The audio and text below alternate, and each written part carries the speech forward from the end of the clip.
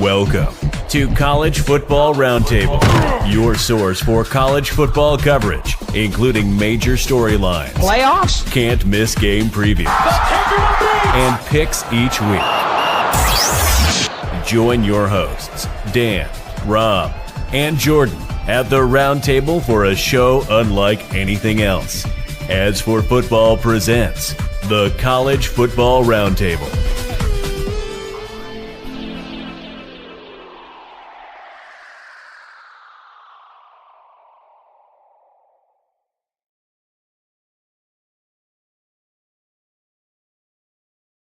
Welcome back, everyone. Yeah, that's a long intro, but I don't mind because, again, it gives you a chance to grab that last second coffee before you jump down and enjoy the show. Welcome back. Another wild weekend of college football. There were some upsets, there were some great games, and there were some pretenders exposed. What's up, Trash Talkers? Welcome back to the College Football Roundtable, or if you prefer, you can still just call us Ring Knocker Radio. I'm your host, Rob, in Fayetteville, North Carolina. I got Dano Ikebesa calling to you out of Coastal Connecticut, and Triggered Joe is calling from the home of the Big House. How we doing, guys? Interesting weekend this weekend. I was watching football on my phone because I was traveling, but did watch quite a few games. Joe, how did you do? Because I know Dano was out and about this weekend. Unfortunately, I started my Saturday of college football off by watching CJ Carr and Jeremiah Love do whatever they wanted, whenever they wanted to the Arkansas defense, and as Notre Dame routed Arkansas. I also caught glimpses of Superman Haynes King and Georgia Tech coming back to win in overtime against Wake. Watched some of Indiana and their struggle with Iowa needing a 70-yard bomb to win with like 2 minutes to go. Tennessee and Mississippi State had a thriller. Illinois and USC had a thriller. Bama, Georgia goes down to the wire. I think the hype on this weekend slate delivered, and I don't think I've watched more just absolutely gripping fourth quarter college football in recent memory. It was one of my favorite weeks of all time. Yeah, it was great. A non-Michigan week too, so I didn't have a chance to get like overly stressed or hyped or have my Saturday like feel like a gut punch after Michigan loses or something. So when Michigan doesn't play, it's kind of like a free for all. So and it was a great week. Yeah, sounds good. Dana, how about you? Yeah, man, we went to the county fair. And I saw a 2,000-pound pumpkin, actually 2,200 pounds, which is easily the biggest pumpkin I've ever seen in my life. But I did not really catch any college football, which made me sad, especially because it looked like such an amazing slate. Did see the Army game, obviously. Jesus, what a debacle that was. Yeah, man, I'm a little under the weather. So I did get to see Styx perform at the county fair, which is a little odd that they played the county fair, but what can you do? Yeah. Here we are. That's I would say that's a solid act for a county fair. I did go to Pumpkin Fest in my hometown, trying to hunt down a pumpkin to beat yours. Could not find one. I found some, but they weren't anywhere close to that kind of poundage. But I didn't even mention Florida State, Virginia on Friday night, and Oregon, Penn State. Yeah, I mean, Virginia with the big win. Crazy games. Yeah, it's weird because I'm thinking, like, I don't think we've seen this many overtime games in a while. I think there's probably minute winners. Yeah, I think there's a lot more parity now, maybe, and maybe that's because with the transfer portal and things are starting to balance out. Maybe we're starting to see these teams get a little bit closer in alignment because like there are a lot of overtime games. Like it's like every other game is overtime. It seems like over the weekend, or it's like razor's edge close and somebody's coming out pooching a last second field goal or something like that. But for me, hey, I'm just happy to be here. All the traveling that I've been doing, I'm actually home in my my office for once. Thursday night was bad, man. We haven't seen Army look that bad since like year 2 of Monken, and so I don't know if it's a coaching thing, I don't know if it's a playing thing, but I think we're starting to see, the embarrassment of riches starting to catch up with us. Maybe. Yeah. And the other part of it is, and the commentators actually said it on ESPN, like Army has not gotten a break in the review booth or on the field is like, there's a questionable call at all. Like even in the North Texas game, there's one of those interceptions where clearly they showed the replay over and over again of the defensive back pushing the receiver down and there was no flag.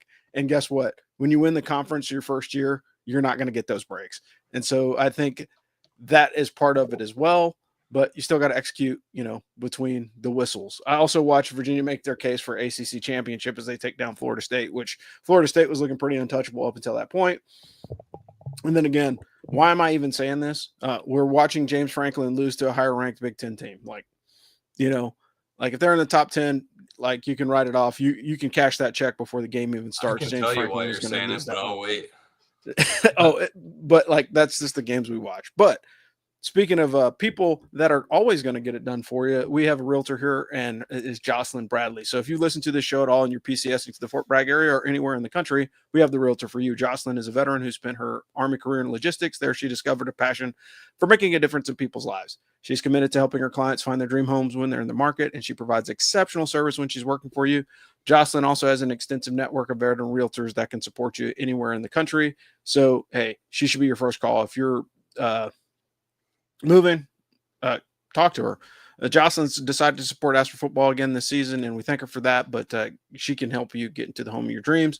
She makes recommendations. If you need something, just go click on her business card, and then you will be able to talk to her, and she can point you in the right direction and get you on to your way to move.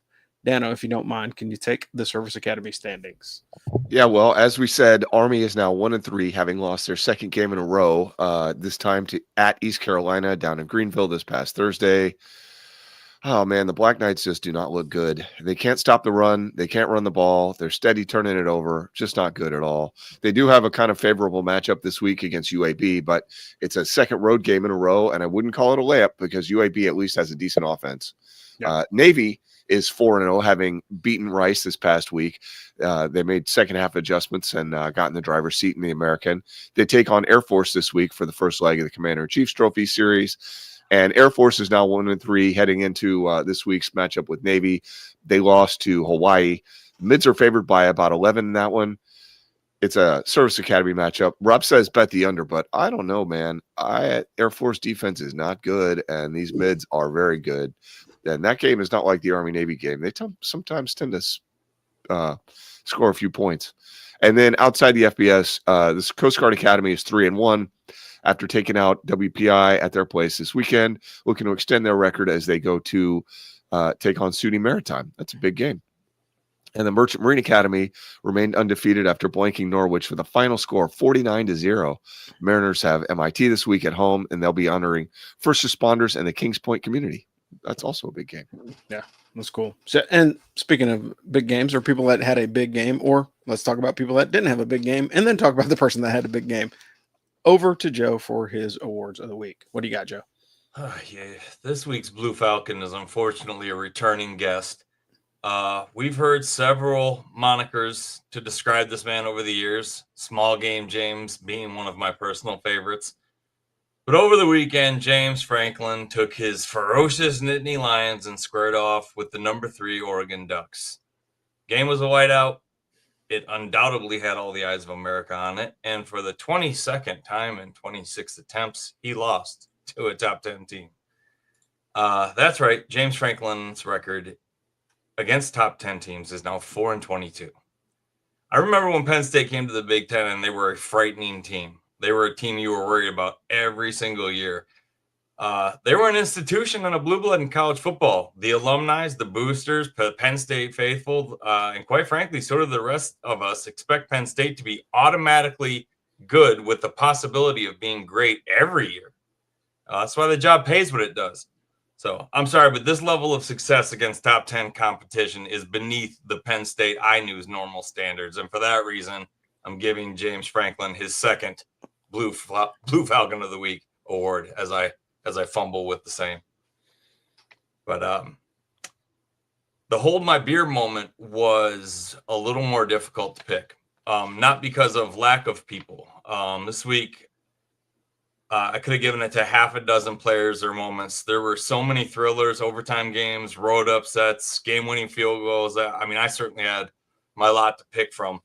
But I did eventually settle on one, and it was because of how profound the moment was and as it pertains to the game and how profound it was to how needed it was by his team. I'll set the stage.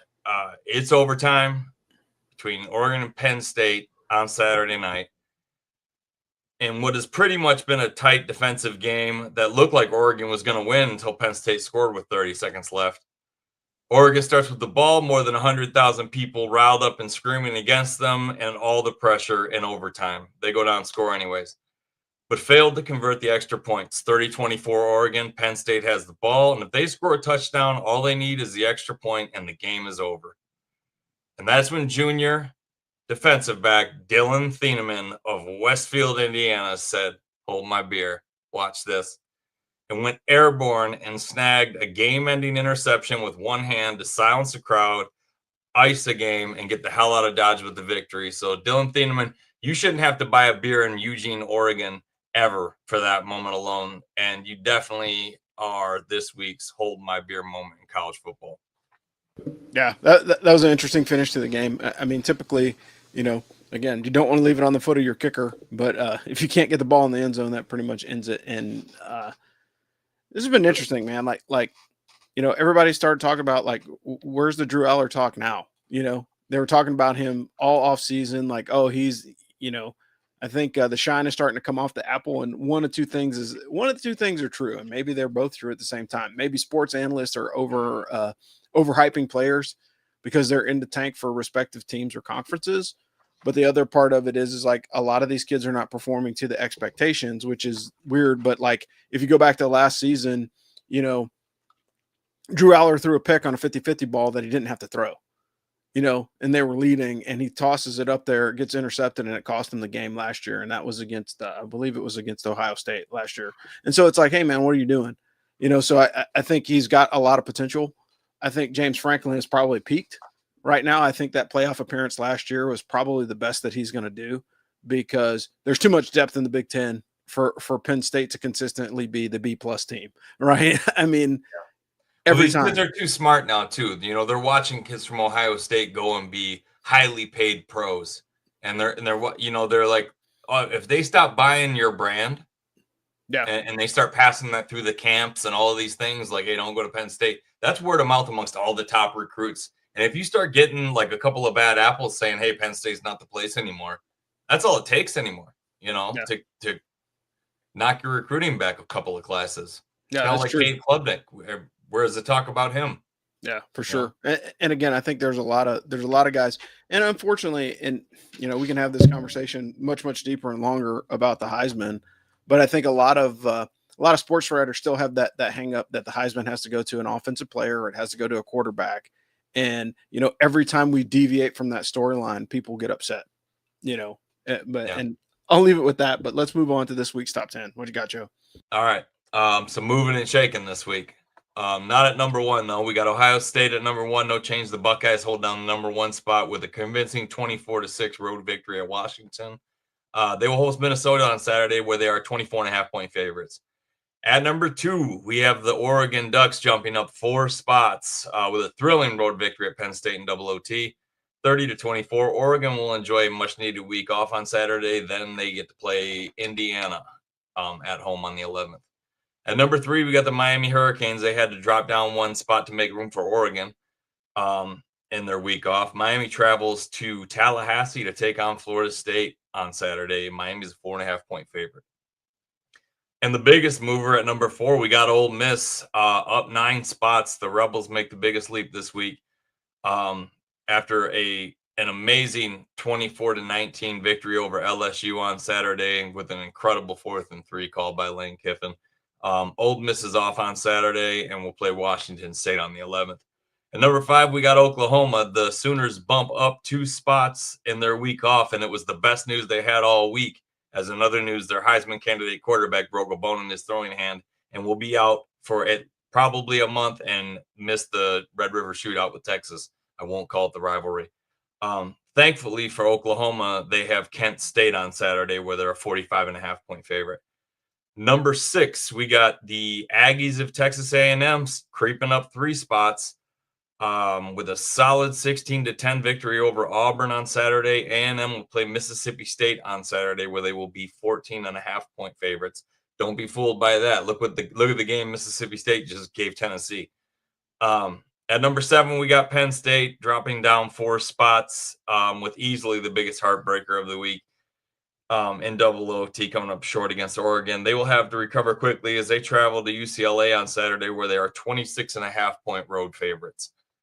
At number 8, we have the Indiana Hoosiers jumping up 3 spots after a hard-fought 20-15 win on the road against Iowa. Indiana has a well-timed week off before they travel to Oregon. At number 9, we have the Texas Longhorns. They bump up 1 spot on their week off and travel to play Florida in the Swamp Saturday, where they're a 7.5-point favorite. And at number 10, they just won't go away. The Alabama Crimson Tide goes up 7 spots as they win a thriller between the hedges with Georgia 24-21. Alabama can make another statement by covering against a very good Vanderbilt team on Saturday, where they're 10.5-point home favorite. Yeah, wow. I didn't expect to see 6 top 25 losses this season that quickly. That 10 spot typically rotates in and out, but like I think Bama made their case. And typically we always talk about it. Georgia plays with their food. So like the first half, it's too close for comfort. In the second half, they kind of pull it out. And Bama wasn't hearing that this time. So Bama'd for the first time in a high pressure game this week. Top 25 losses this week. We got 21 total for the season. We already talked about Penn State. Is that surprising? Not really. Virginia dropping FSU was a great game. I think that was probably one of the most impressive ones of the weekend. For real. ASU beat TCU by a field goal. LSU got rolled by Ole Miss, as previously stated. And I mean, there was much wailing and gnashing of teeth of Georgia fans after that loss. I saw a lot of people that were like, hey, F it, man, I'm watching soccer from here on out because, college football is just not worth it anymore. This is why it was so hard for the SEC to win the national championship back when every game really mattered. And you only took, I don't even say the top 4, but especially during the BCS, when you really had to take the top 2, it was very difficult because, Tennessee could beat Georgia could beat Alabama, and then Alabama could beat Tennessee. And it's like, okay, now what? Yeah. I mean, that's always been the case with the SEC, the SEC fratricide, right? They pick each other off. And so, to overcompensate for that, what do they do next year? They're adding an additional conference game to, force every other division of college football to say, hey, look, we have just as stiff as competition as the SEC to give them, the final nod when it comes down to, the strength of schedule test. And then finally, the last top 25 loss was freaking Illinois beating USC. We're going to talk about early season firings anyway, but why is Lincoln Riley still at coach? Right? Like, I understand that guy's like very, very talented. He's like a coordinator that is masquerading as a coach. And I know we've said that before, and there's quite a few of them in college football, but dude, you lost to Illinois. It's the Fighting Illini, and you're supposed to be like this world beater. And I think the only thing that probably has saved Lincoln Riley to this point was the fact that Caleb Williams won the Heisman Trophy a couple years ago, because other than that, I'm not seeing it. But let's talk about it. That's the topic for this week. So, we've had some early season firings. Like, typically coaches don't make it you haven't seen this many coaches get fired this early in the season in a while.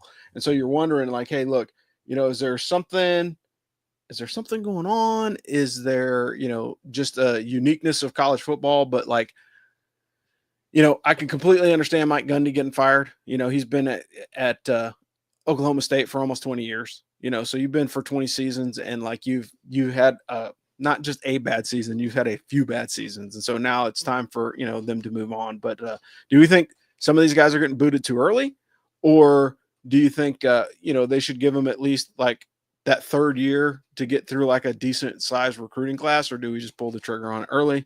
We'll go to Dan to save your voice. I'll let you go first, and then we'll pass it over to Joe. So I can't think of any of the guys who've been fired so far that I thought didn't need to get fired. My personal opinion is that if you're going to make a change and you know it, you might as well just embrace it and start moving forward, understanding this season is done. We're going to flush it and try to reboot this thing as fast as we can, and hope that your interim, head coach can pull things together. For example, former UCLA coach Deshaun Foster, that was a terrible team. Absolutely underperforming. What are you going to do? That was just a dumpster fire. In general, though, I think college football has just changed a lot with NIL and the transfer portal, and some of these guys can adapt to the change and some can't, and here we are. Joe, what about you? I hate to be the cliche guy that says this, but Dano really took the words out of my mouth with the guys not adapting to NIL. I mean, for crying out loud, who of the last 20 years, who would you say the best coach in college football has been on average for 2 decades? I mean, I would go Saban. Yeah, that's fair. He literally retired because NIL, and we said it years ago on the show that college football is going to look nothing like it did 5 years from now. And the coaches that don't adapt to that are gonna. I mean, I think honestly, Clemson's gonna eventually move away from Dabo. Yeah, that, or you're gonna start being a meme because you can't keep doing the same thing and saying, yeah, we're gonna rest on our laurels and just keep recruiting. And it's like Michigan's got one of the richest men in the world whose wife says, I want that player, and he goes out and buys Bryce Underwood. I mean, if you don't have a person like that at your disposal, then you better start adapting with going after high stakes talent and kids that people will pay for. Because I mean, that's what it takes nowadays. Yeah. And if you don't have that kind of pull with NIL and you can't do that kind of stuff, I didn't really understand the whole need to win at UCLA all of a sudden with Deshaun Foster, because when was the last time they were a powerhouse? Yeah. But if he had lost the locker room and there was other things going on, I understand guys like Mel Tucker being a one and done. He didn't really do himself any favors. But yeah, I think a lot of it has to do with the fact that college football is ever evolving because they're in a very new process of facelifting the entirety of the way it's done, of the way players and institutions interact with each other professionally and financially. Is completely different. So if you're not going to adapt to that, you're going to be left behind. Especially if your university depends on winning. So, I mean, it's tough to say, because it's like if guys don't want to adapt to it, you'll see it in the recruiting. Yeah. Well, I mean, you got to use an example. Look at Brett Fry at Virginia Tech. Like, the guy is in his fourth, is going into his fifth season, I believe.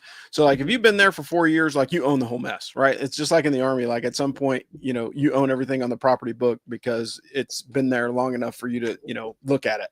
And so I think that's difficult because,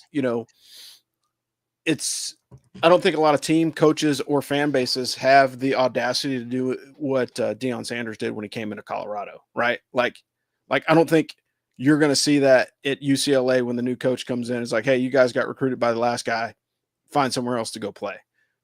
I don't think you're going to see that. I think you're going to see that in very isolated cases. And I think Deion Sanders is probably the guy that's going to do it in this 5-year window.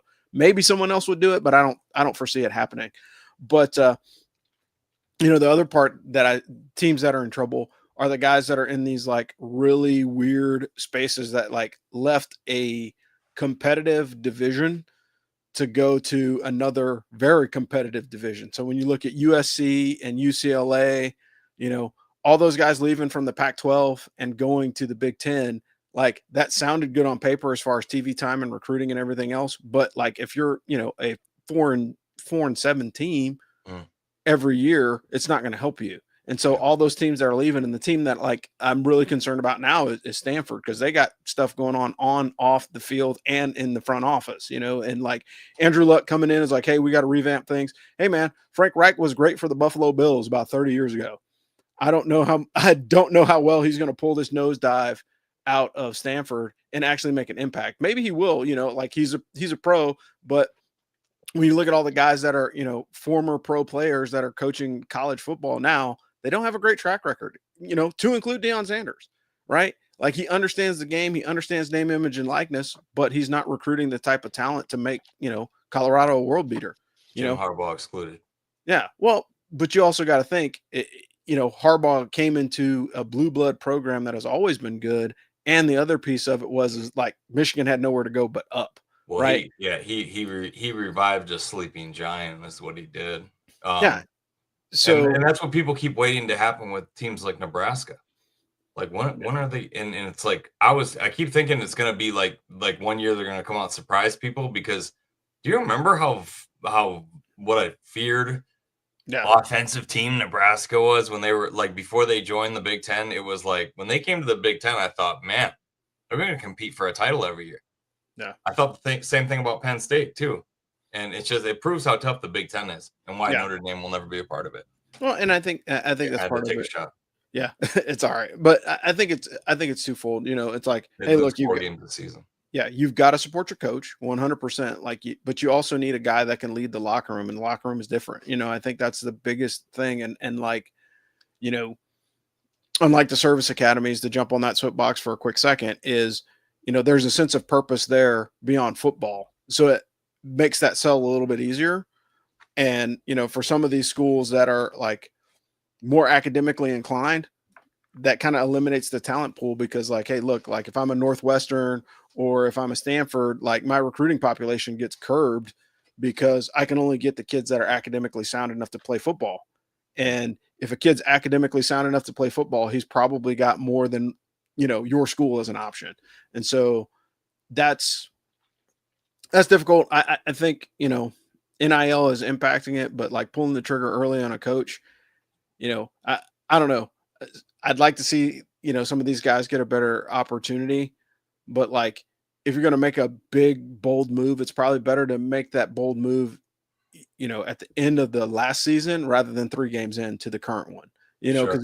because if you do it like before bowl season, at least you have the entire bowl season to recruit, you know. But if you do it like in week 3 or week 4, now you're trying to recruit with who you have. That coach is going to want a new coaching staff for sure. So now your team is all discombobulated in the front office. Now you're trying to win games. And then, oh, by the way, this guy has a recruit and he doesn't even know if he's going to be the coach at the end of the year.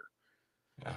You know, so that just makes things more problematic. To touch on that, if you want to find out what kind of team you have and you know you've got talent, stir up a stink that you're going to fire their coach, and maybe they'll do what Alabama did. Because my God, since Kalen DeBoer was on the hot seat, they have played lights out. And it's like, you know what I mean? Sometimes that'll steal a team together. Yeah. Like, hey, we want them. We want them to stay, so we're going to play our asses off for them. And it almost looks like Alabama, this like they're playing to say, hey, man, he's a good coach. We got a good team. And I mean, they do have a good team. They've proven it now a couple weeks in a row. So it'll be interesting to see if they can make a run. I believe that they can if they can get good play out of Simpson. Yeah, for sure. All right. So speaking of making a run, who can make a run for your next best mortgage opportunity? We'll pass it over to Dan for the next commercial. Well, friends, if you've listened to this show before, you know that Craig Oxane is the man who can help you find that mortgage of your dreams after you've already found the house that Jocelyn got you. Friends, Craig is an area sales rep for the Money Store. He is a mortgage broker, as we said, member of the West Point class of 1994, licensed to lend in all 50 states, but based out of Chicago. He is one of the most successful VA lenders in the country. He's going to offer you super competitive rates, give you the best deal he possibly can. That's important because this mortgage process is freaking confusing. Interest rates moving all over the place. Economy's insane. It's just not the time to try to deal with some clown who's trying to make a buck off you. You want to deal with somebody who cares, not with a call center minus website, big box bank, whatever. And this is how the West Point network functions, right? Craig is helping us stay in business here at As for Football, and we're helping you to get the best deal on a mortgage that we possibly can by introducing you to the very man you need to meet. Plus, Craig does not charge lending fees for veterans. That's a giant savings, like $1,300. Save yourself $1,300, guys. So Craig Oxane, area sales manager for the Money Store. He is his link, and so is Jocelyn's, is on our website. They both got little business cards there. Just click on that. You'll be talking to either one of them in a couple of hours. Thanks. Thanks, Daniel. Yeah, so let's move on to the games of the week. So American games of the week this week, you got Charlotte at South Florida, Army at UAB, Air Force at Navy in the first CSC matchup, UTSA at Temple, FAU at Rice, Tulsa at Memphis. Any American Conference games that we really should be looking at? Dano, what are your thoughts? I think UTSA at Temple is really interesting because UTSA is kind of in the same headspace as Army in the sense that they've maybe underperformed. They have massive talent. Like that team should be amazing. And instead they're like somewhere in the neighborhood of 500. By the contrast, Temple is, won a few games. They've looked solid, but that's not a team that you would think of as having like a lot of talent. So yeah, I'm really interested to see how that one turns out. Other than that, FAU at Rice, dumpster fire. Tulsa at Memphis. I mean, Memphis is going to kick their ass. And Air Force at Navy. Navy's going to kick their ass. I don't know what to tell you. Yeah, for sure. All right, so let's go into the week 6 schedule. Starting on Thursday, the 2nd of October. Dang, we're in October already. Holy crap, man. Like, I don't even know what's going on. You got Sam Houston State at New Mexico State. That should be a good one. That's a bowl game matchup from a couple years ago. That was a shootout, different teams, but that same mentality is probably going to be pretty good. Moving into Friday night, you got Charlotte at USF. So you got American Conference play there. I am going to skip over my pick, so we'll talk about that one a little bit later. You got West Virginia at number 23 BYU. I think West Virginia is in that boat too. Like, they're underperforming. I think Rich Rod's got his work cut out for him. I don't know how long he's going to last at that place. He might get fired early next season if he doesn't turn that ship around quickly. Moving into Saturday, you got a noon kick, Army at UAB. That we've already talked about that one. That will get previewed on the Ask for Football Army Football Show. Air Force at Navy, kicking at noon on CBS and Paramount. So the Army game, just quick programming note, is going to be on ESPNU. So if you've got broadcast cable, that's going to be there. You got Illinois at Purdue on the Big Ten Network. Wisconsin at Michigan at noon. That's going to be an interesting contest. I think Wisconsin is, running back you. They're going to come running at you. It just depends on, whether or not the Michigan defense can stop the run. And they've been doing pretty well at that this season. So it should be an interesting contest, at least at that one. Kentucky at Georgia. I mean, everybody thought that Georgia had control of the home turf. So who knows what's going to happen when the Wildcats come to Georgia. It'd be interesting. Got Iowa State at Cincinnati. We'll see if Rocco Beck can keep moving forward in his Heisman campaign. That guy's quietly putting together probably one of the best seasons of a quarterback in a while. UTSA at Temple, as Dano mentioned. Here's one for the home crowd. Campbell at NC State. So that's going to be in Fuquay Arena, kicking off at 2:00 on the ACC network or ESPN Plus. That'll be an interesting contest for those of you that like the local stuff here in North Carolina. You got Vandy at Bama. After Bama's performance against Georgia, this becomes a much more compelling contest. Diego Pavia is quietly putting together one of the best seasons as a quarterback in the SEC against Bama. That should be a good one. And you go to Tuscaloosa and try and get a win. That's always tough, but Vandy has done it before. That's starting to become a trend for them. But I think based off of the way that Bama played Georgia, who knows what's going to happen. You got Texas at Florida, 3:30 on ESPN. You got Penn State against UCLA. Penn State should go in there and roll them. If they don't, there's going to be talk, hey, is there a hangover from playing against Oregon, or whatever. I like UCLA to cover that 26.5. I think Penn State has a bit of a hangover game. Yeah, I think it's reasonable for that to happen. I can see them winning that 28-14. Yeah, for sure. You got Boise State at Notre Dame. I mean, do we care? Notre Dame's schedule is a mixed bag of people that they should be able to beat up on, and they just don't perform. And it's kind of starting to get frustrating. They need to join a conference. You got Kent State at Oklahoma. If the Sooners get past Kent State, that buys them a little bit more time for QB1 to heal up, but we'll see what happens. You got Florida Atlantic at Rice, which we mentioned. Minnesota at Ohio State. If they were playing in Minnesota, I would give them, a chance to kind of keep it close. But in the shoe, they're going to be rowing the boat right back to Minnesota. Mississippi State takes on number 6 Texas A&M on the SEC network at 7:30. Miami at Florida State. That's going to be your primetime matchup on ABC. Again, that was a game that used to not be interesting and is now interesting again based off of their play. Florida State's going to be a little bit PO'd because they lost to Virginia. So I think that'll be a much better contest. And the nightcap is going to be Nevada at Fresno State, which is bonkers. I mean, both of those teams are struggling to field a team of merit. But we'll see what's going on as we move into our Weekly Locks. Weekly Locks. All right, guys. What do we have this week? We'll start with Joe to Dano, and I'll round it out. Well, it was bound to happen, but unfortunately, for the first time since 23, I posted a goose egg at Syracuse, Arkansas, and Georgia. Enough said.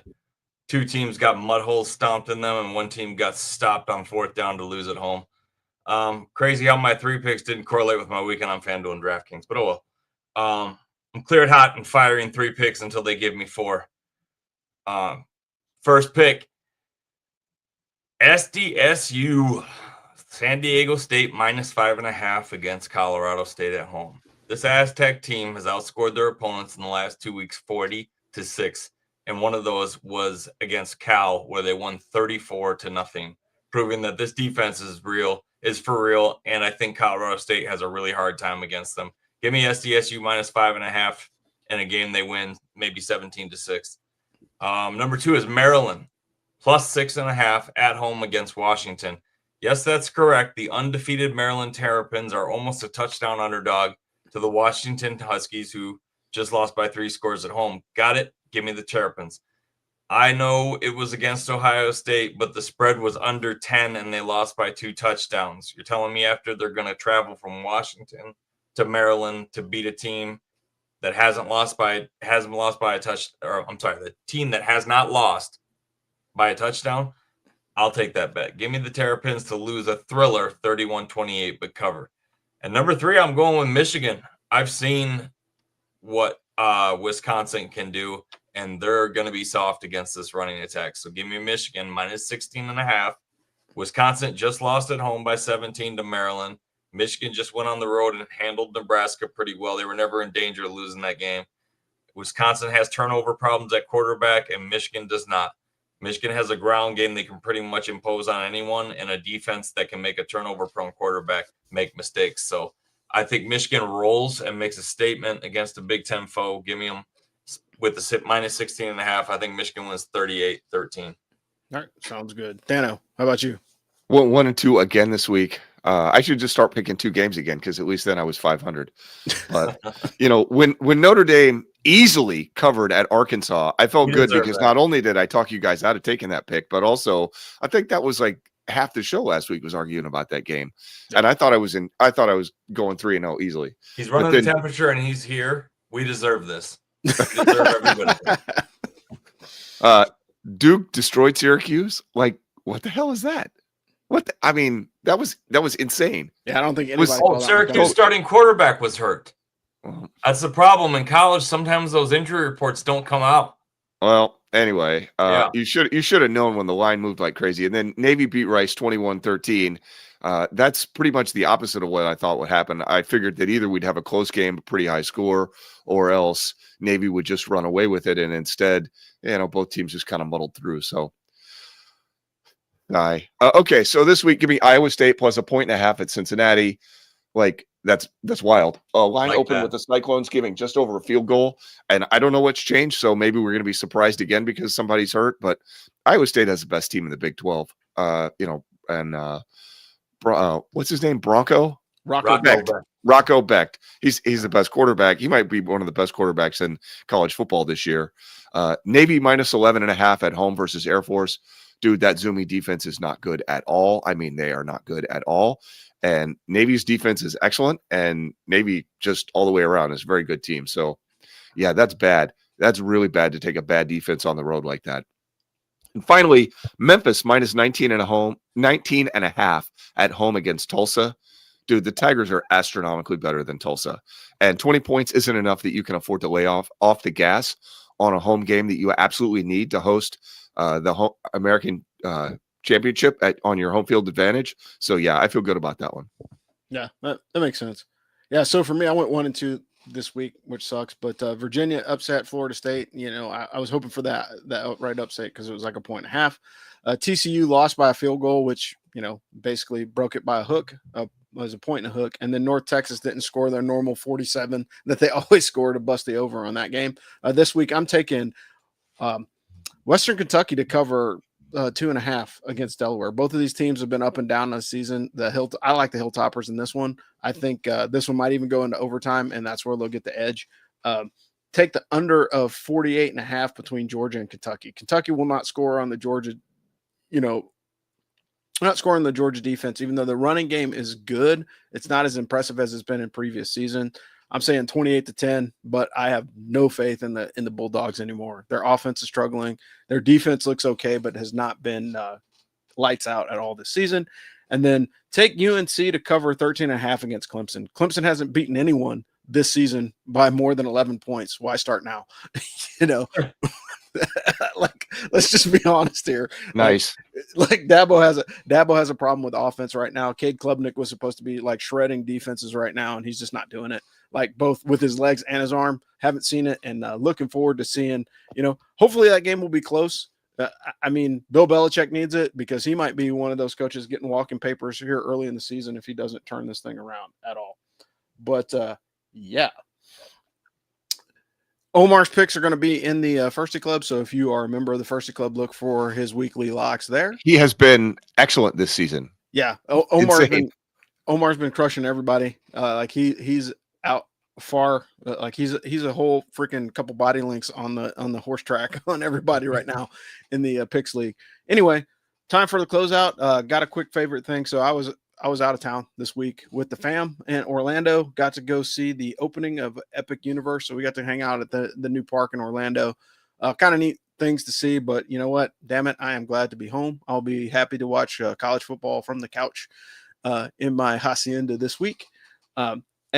I put a little something together in the off season. Of course, Dan and I are batting around ideas about off season coverage of just like travel and, you know, the Ask for Football lifestyle section, if you prefer.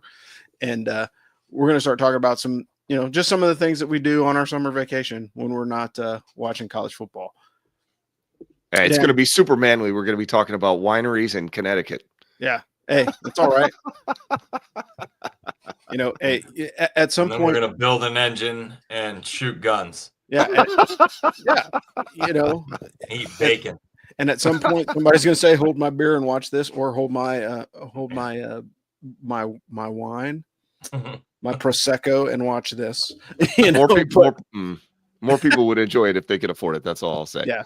Well, that's fair. That's fair. Sure. Hey, look, I'm not knocking it. Yeah, but either way, if you guys want to know more about my Epic Universe trip, I'll probably do a photo drop on the socials here as well, just so you can see some of the ins and outs of the place. I thought it was super cool. Great week with the fam. Anyway, we're going to wrap the show up so we can give Dano and the rest of the team a break before they roll into the Ask for Football Army Football show, which will be coming to you in about 50 minutes. So if you are not behind the paywall, you better get yourself right, and you can jump in and have an opportunity to check it out. And like, hey, look, if you're listening to the College Football Roundtable and you just want to check out the Army football show, you don't have to be an Army fan, but there is an option for you just to purchase a single opportunity, a one-off of the show, and you can jump in and listen and see how we break down Army football, because we don't we do typically a much deeper dive into the Army football team and the contest that they're going into each week.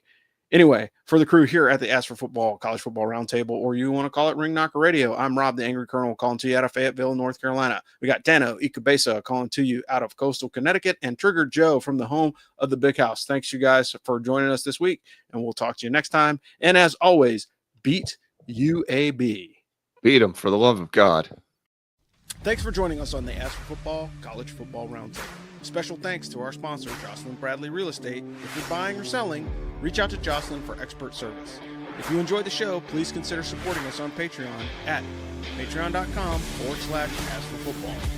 Your support will help keep the lights on and bring in more great content. Plus, you'll get access to exclusive perks and behind-the-scenes extras.